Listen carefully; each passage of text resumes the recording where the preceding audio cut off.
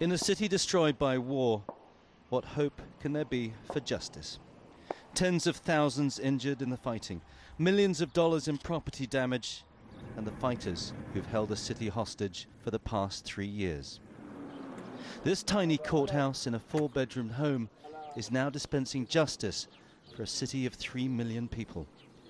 Claimants arrive early to make their case.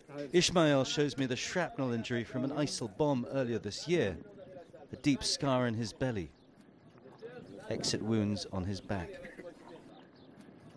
Ongoing medical conditions that need to be paid for, which is why he's seeking government compensation.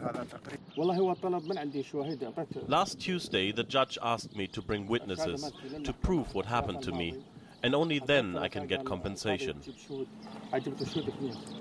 But this court is not just for the victims of the violence. The perpetrators are on trial too. Dressed in prison fatigues, they're lined up facing a wall. Documents listing the charges and evidence against them are prepared for the judge. They're all alleged to be members of ISIL.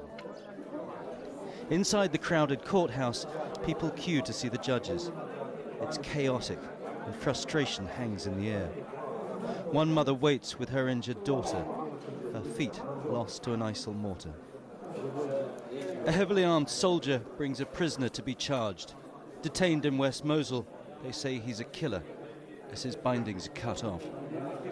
Inside what was a bedroom, his case is heard.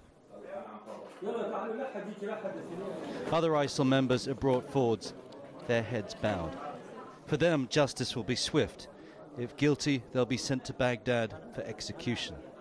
For their victims, a bureaucratic nightmare awaits. As well as trying ISIL members, this court is responsible for dealing with all of the compensation claims coming from inside Mosul. And with a city destroyed by warfare, that is creating an enormous mountain of paperwork. Outside, I meet one of the lawyers charged with representing ISIL members.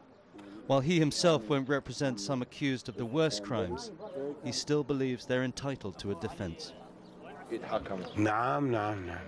Yes, they should get a judgment.